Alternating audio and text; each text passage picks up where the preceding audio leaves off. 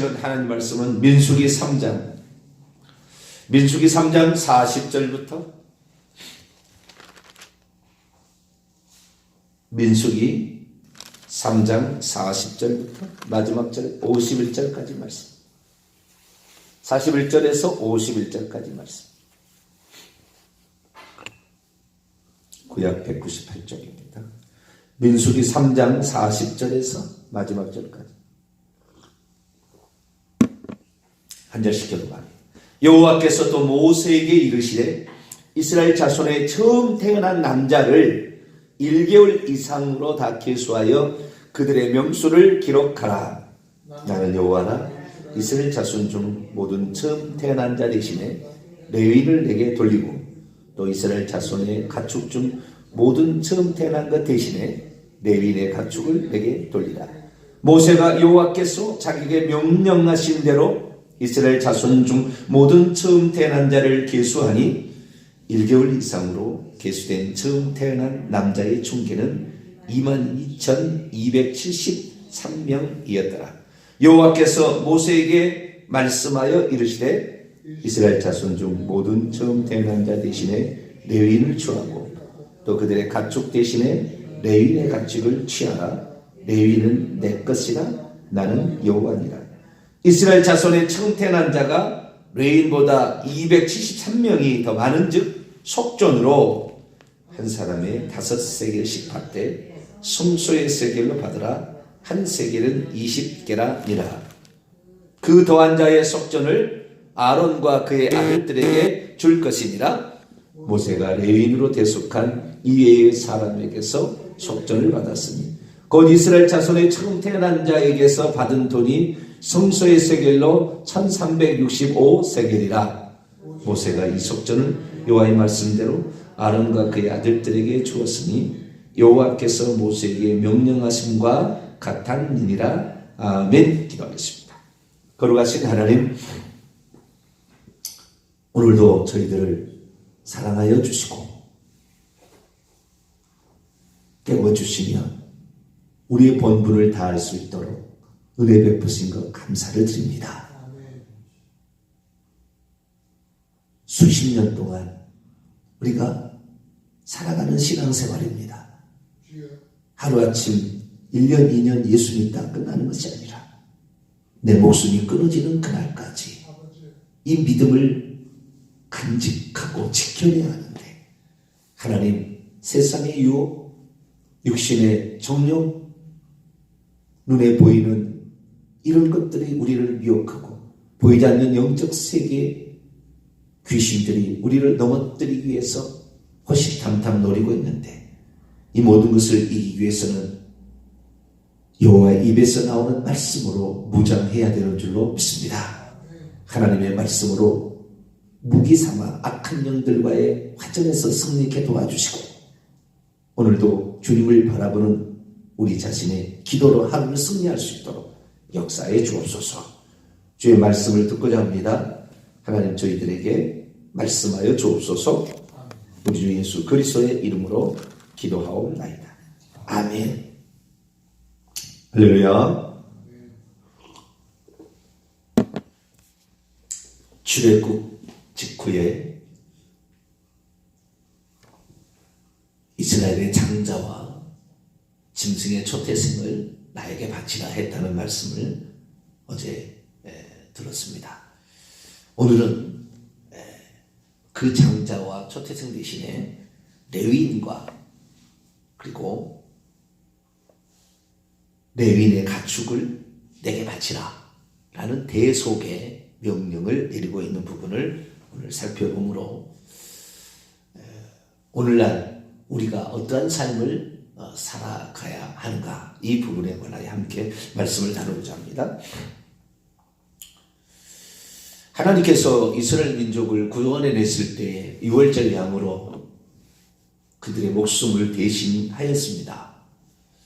그것이 은혜고 그것이 전적인 하나님의 은혜, 스스로 죽음의 신을 이길 수 없고 스스로 애굽에서 절대 탈출할 수 없기 때문에 전적인 하나님의 은혜로 그것이 성취가 되었습니다.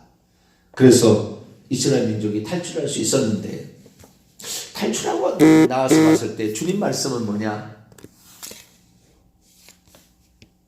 10명의 문둥병자가 고침을 받았는데 그 9은 어디 있느냐? 너만 왜 사마리아로 왔느냐? 사마리아 사람에게 말한 것을 보니까 하나님이 우리를 구원하신 그 은혜에 대해서 분명히 아는 자만 결국에 천국 들어간다, 그 말이거든요. 네 믿음이 너를 구원하였다.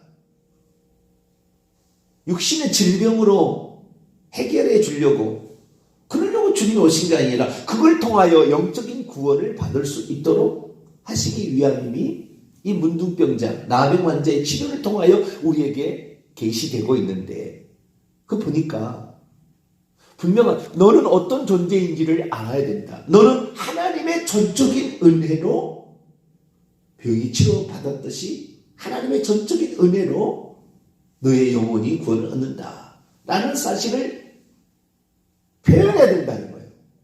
반응해야 된다는 거죠. 지금 한국교회 어쩌면은 오해한 거죠. 구원론을 오해한 사람들은 어떻게 생각하냐면은 우리의 반응을 행위 구원론자라고 이렇게 매도를 하는 거예요. 엄청 어리석은 거예요. 그 예수님을 행위 구원론을 외친 사람으로 매도해야 되고, 여호와 하나님도 이스라엘의 장자와 초태생을 바치라면 행위 구원론자라고 매도해야 되겠죠. 자기들 논리에 의하면 그러는 거예요.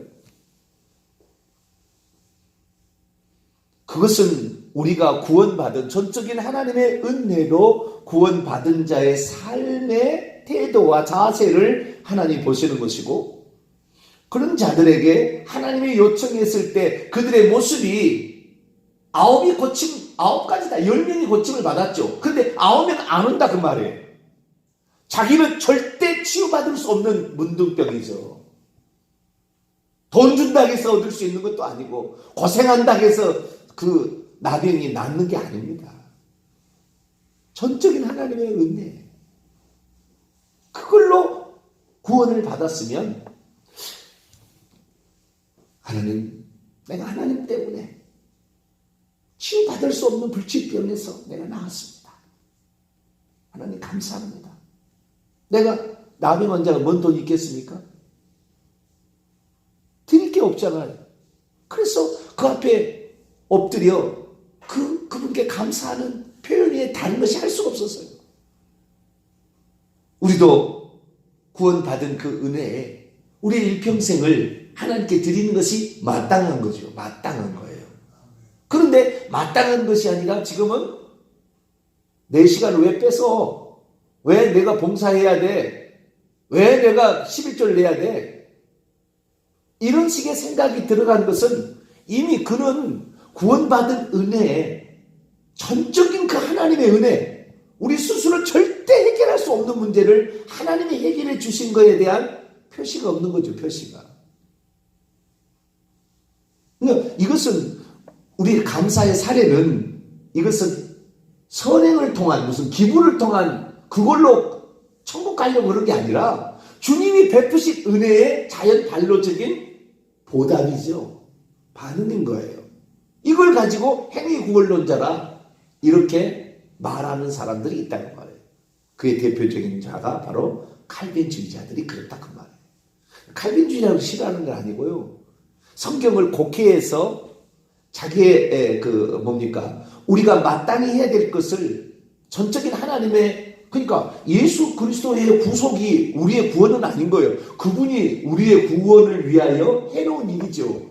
그리고 그것 때문에 우리가 구원을 얻는 거예요. 구원의 근거는 그분에부터 오는 것이고, 예수 그리스도, 이게 다른 게 없는데, 그것이 곧 나의 구원이라고 이렇게 표현하는 건 아니죠. 여기에 밥을 놔뒀으면 밥을 먹어야, 이 밥은 내가 배고파서 죽어갈 때 이 밥을 먹어야 산다 그러면 밥을 먹어야 되는 거지, 밥이 있다고 해서 나는 배부른 게 아니라 그 말이야. 예수 그리스도가 있다고 해서 내가 구원받는 게 아니라 그 말이야. 예수 그리스도께서 있다는 게 아니라 그분을 믿어야 그분의 피의 효력이, 그분이 주신 성령이 와서 죄사함과 생명 공급이 일어나서 구원을 받듯이 그렇다는 거죠.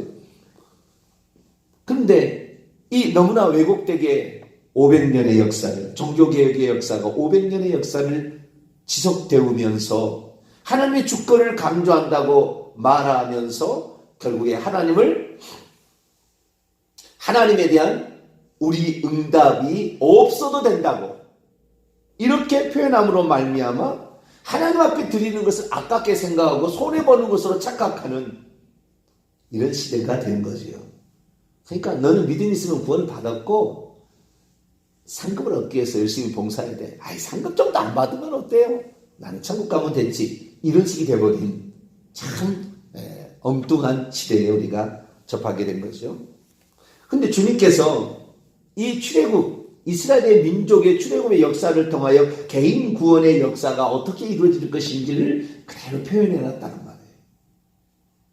근데 과거에는 성경을 읽어도 이 정확한 하나님의 구원론의 입장을 잘 모르니까 이런 부분이 있었는지도 모르고 넘어갔다는 말이에요.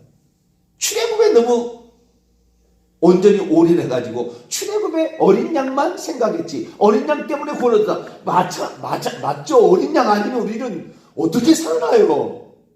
죽음의 신으로부터 어떻게 우리를 보호할 수 있습니까? 불가능한 거죠.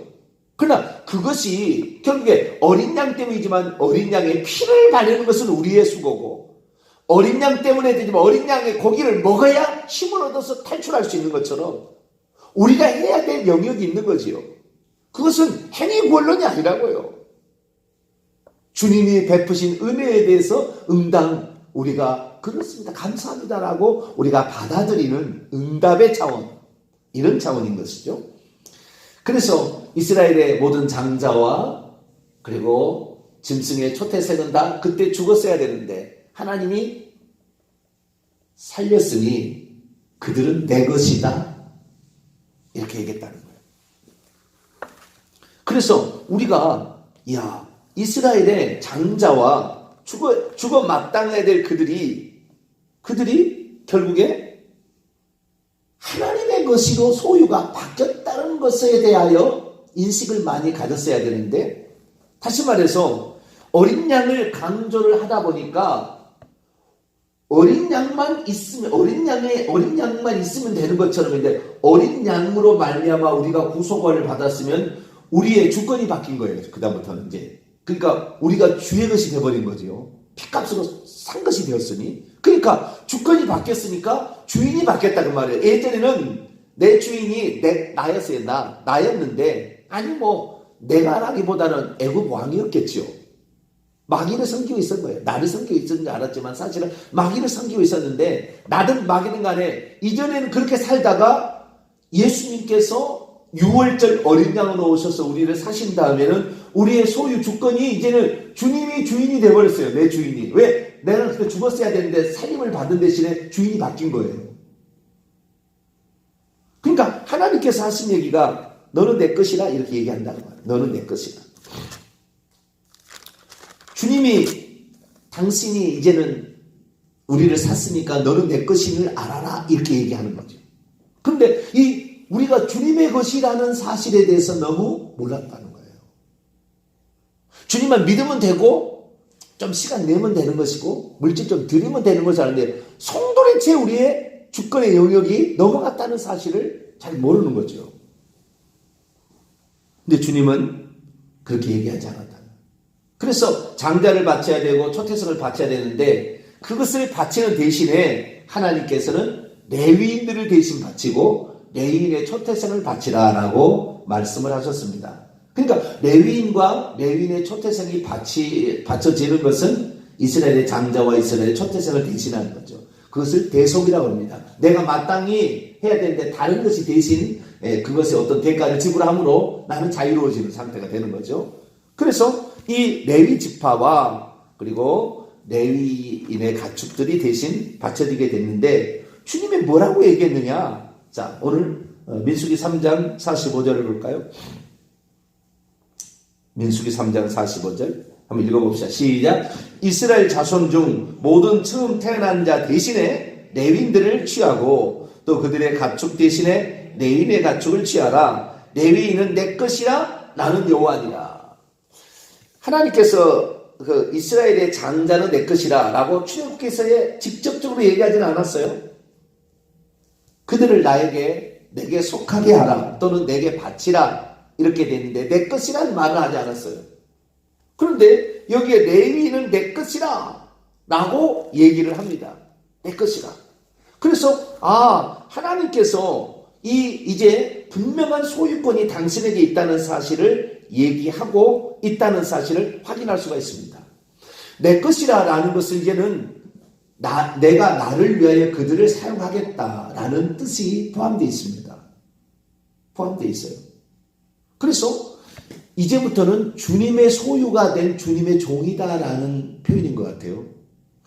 주님께서 출애굽기 20장인가 이제 그 시내산에 가가지고 그 율법을 주는데 나는 너를 애굽 땅 종되었던 집에서 건져낸 여호와라. 그래서 우리는 이렇게 생각했어요. 우리는 마귀의 그 사탄의 세력으로부터 우리가 건짐을 받아서 종에서 자유가 되었구나 라고 생각이 되는데, 갈라디아서나 이런 데 신약성경을 보게 되면 이 그리스도의 율법, 야고보서도 그런 얘기를 하잖아요. 우리는 죄로서 속방이 되고 말로부터 속방이 되고 자유롭게 되었지만 이 몸을 가지고 죄를 짓는데 방종하라고 이렇게 한 것이 아니라 네 스스로 네 마음을 하나님께 바쳐서 네 스스로 바쳐서 너의 삶을 드리지 않는다면 너는 결국에 다시 옛날처럼 똑같이 죄와 너 죄된 본성에 속박돼서 죽을 것이다.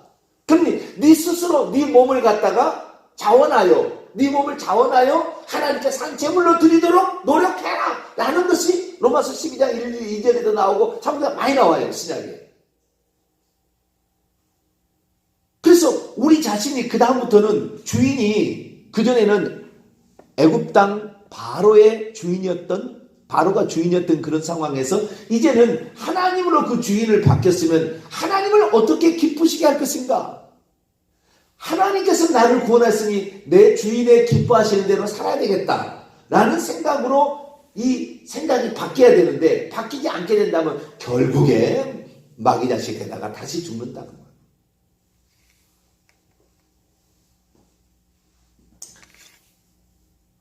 레위를 내 것이라 라고 말했던 것은 장자가 내 것이다 그 말이잖아요.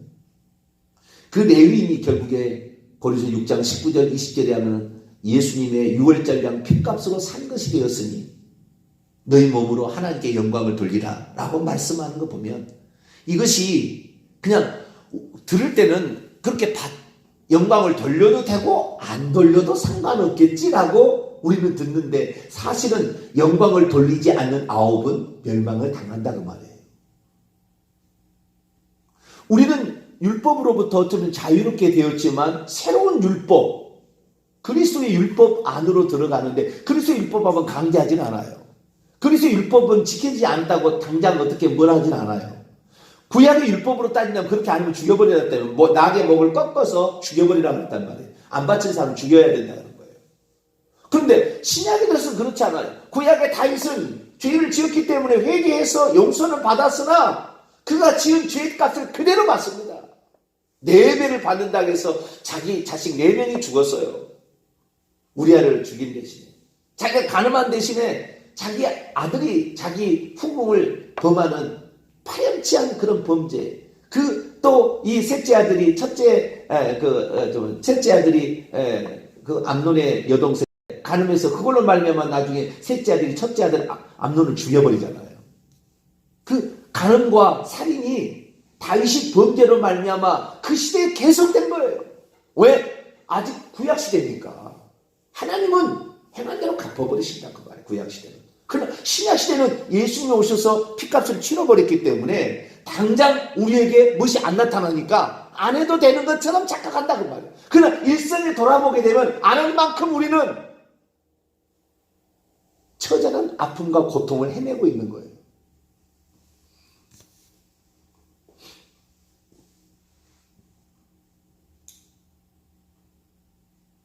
참 자유롭게 우리가 놓아졌다 하지만 그 자유로 방종하라고 자유가 아니라 스스로 자신을 복종시켜 그리스도의 율법에 순종하라고. 너가 사랑을 은혜를 받은 만큼 또 누군가를 사랑하고 은혜를 베풀라고 우리에게 그런 구속의 은총을 베푸셨음에 우리가 응답하지 못하는 것이 결국에 나를 망하게 하는 것이다. 그러니까 이렇게 해야 돼요. 꼭 이렇게 하는 거죠. 너는 자유하라 자유하라 주님 말씀하셨지만 우리의 마음은 철저히 복종하겠습니다. 철저히 복종하겠습니다. 이렇게 나가야 된다는 거예요. 내가 애굽에서 너희를 석방했으니 너희는 자유하라 자유하라. 아니요, 나는 철저히 주님께 애굽 왕의 애달에 순종하듯이 나는 당신에게 철저히 나를 순종하겠습니다. 순종하겠습니다. 이런 자세로 우리가 가지 않는다고 한다면 우리가 결국에 구약시대처럼 당장 죄졌다고 형벌을 받지는 않지만 결국에 그것 때문에 우리가 망할 수 있다. 마지막 날 죽는 순간에 우리가 버림당할 수 있다. 그래서 우리가 두렵고 떨림으로 너희 구원을 이루라. 우리가 자유롭게 되었지만 그 자유로 죄를 짓는 자유가 아닌 하나님께 영광 돌리는 자유요, 그분을 기쁘시게 하는 자유요, 그분의 은혜에 보답하는 자유로서 살아가야 된다라는 것이 성경의 가르침입니다. 그래서 제가 오늘 조금만 더 해서요, 두 가지 비유를 통하여 주인이 바뀌었다는 의미에 관하여 좀 더 말씀을 나누기로 원합니다.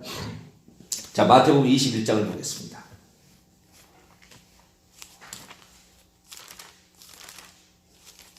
내가 주님 앞에 뭔가를 드리는 것을 해도 되고 안 해도 되는 식이 아니라 주님은 그렇게 얘기해서 우리는 철저히 드리려고 몸부림쳐야 된다고 말이에요. 이렇게 하면 우리의 구원이 결국에 된다, 이루어진다 그 말이에요.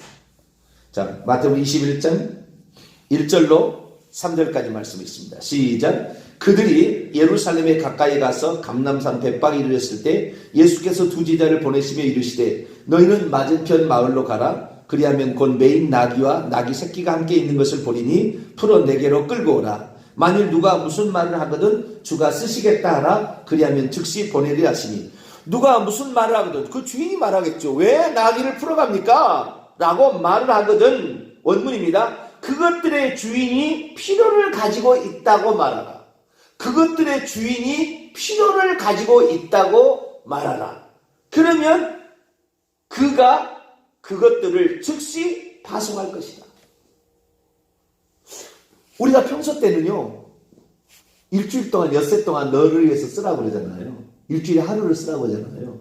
근데 사실은 우리는 일주일을 다 주님께 드려야 되는 거예요. 사실은 주님은 소유가 되어버렸으니까. 그런데 우리가 엿새를 우리한테 준 거 아닙니까? 그래서 하루를 주님께 드리는 거예요. 그런데 많은 사람들이 주일날 하루 드리는 것도 나를 괴롭힌다 말이에요. 내 마음대로 써야 되는데 시간을 주님께 드려야 되는데 나도 놀러 가야 되고 단풍 구경 가야 되고 다 가야 되는데 뭔 소리냐. 그러려고 그 말 못하려고 토요일날을 쉬게 만든 것 같아요. 5일 근무를 토요일날 있는데 무슨 소리냐 이렇게 하려고. 좌우지간 그렇게 생각한다고. 그런데 여기서 우리의 자세가 딱 나와요. 평소 때 나귀는 내 것입니다. 나귀 새끼도 내 거예요. 그런데 주인이, 그것의 주인이 이것을 필요로 한다 그러면은 기꺼이 내드리는 것. 할렐루야. 요 마음 자세가 있어야 되는데 요 마음 자세가 평소 때 안 되다 보니까 주님이 달라고 하면은 왜 내 것을 드려야 되는데요? 이렇게 나와버린다 그 말이에요. 이런 사람은 주인이 안 바뀌었기 때문에 결국에 주인이 안 바뀌면 천국에 못 가잖아요. 또 하나 누가복음 17장 보겠습니다. 누가복음 17장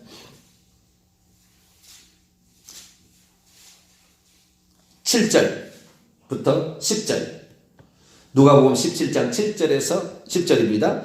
너희 중 누구에게 밭을 갈거나 양을 치거나 하는 종이 있어 밭에서 돌아오면 그대로 곧 와서 앉아서 먹으라 말할 자가 있느냐? 도리어 그들은 내 떡 먹을 것을 준비하고 띠를 띠고 내가 먹고 마시는 동안에 수종 들고 너는 그 후에 먹고 마시라 하지 않겠느냐? 명한 대로 하였다고 종에게 감사하겠느냐? 이와 같이 너희도 명령받은 것을 다 행하는 후에 이르기를 우리는 무익한 종이라 우리가 행하여야 할 일을 한 것뿐이라 할지니라. 여기 9절 10절을 제가 지극해 볼게요. 지시하였던 것들을 행하였다고 그가 그 종에게 예를 가지고 예를 갖추겠느냐? 뭐 그런 말이에요. 이와 같이 너희도 지시되었던 것들을 다 행한 후에 이르기를 우리는 쓸모없는 종이라. 우리가 행하여야 할 의무를 가지고 있었던 것을 우리가 행한 채 있다고 너희는 말할지라. 그러니까 우리가 어떤 일을 행하고 나서도 마땅히 해야 될 일을 한 거지. 마땅히 해야 될 것을 내가 한 거지. 내가 안 할 수 있는 것을 내가 한 겁니다. 이런 생각하지 말라 그 말이에요. 이것은 말은. 그러니까 우리의 소유가 주님께 바뀌었다는 의미예요. 이것이. 우리의 주인이 주님으로 바뀌음으로 말미암아 주님이 쓰시겠다면은 마땅히 드려야죠. 그리고 그렇게 하고 나서도 마땅히 내가 할 일을 한 것뿐이지. 내 시간을 아까운 시간을 하나님께 드렸으니 잘했다고 칭찬해 주십시오. 이런 말하지 말라 그 말이에요. 마땅히 해야 될 것을 했다 이렇게 생각. 이것이 바로 장자가 레위인이 하나님께 드려졌다. 레위인이 내 것이라는 말의 의미라는 거예요. 대한민국이 만약 이렇게만 온전히 되어진다 한다면 대한민국의 구원은 달라질 거예요. 우리의 모습을 다시 한번 점검하며 주여 우리가 소유권이 주님으로 바뀌었음을 다시 한번 돌아보게 하옵소서. 기도하시게 되길 바랍니다. 기도합니다. 거룩하신 하나님,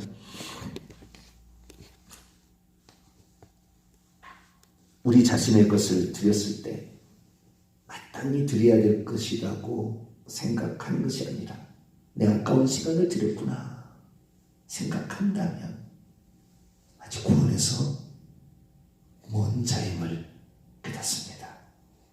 우리 자신의 어리석고 교만하고 완악하고 은혜를 모르는 데서 속히 해방되게 하여 주옵소서. 우리 주 예수 그리스도의 이름으로 기도하옵나이다. 아멘. 하늘에 계신 우리 아버지 이름을 거룩하게 하시며 아버지의 나라가 오게 하시며 아버지의 뜻이 하늘에서와 같이 땅에서도 이루어지게 하소서. 오늘 우리에게 일용할 양식을 주시고 우리가 우리에게 잘못한 사람을 용서하여 준 것 같이 우리 죄를 용서하여 주시고 우리를 시험에 빠지지 않게 하시고 악에서 구하소서. 나라와 권능과 영광이 영원히 아버지의 것입니다. 아멘.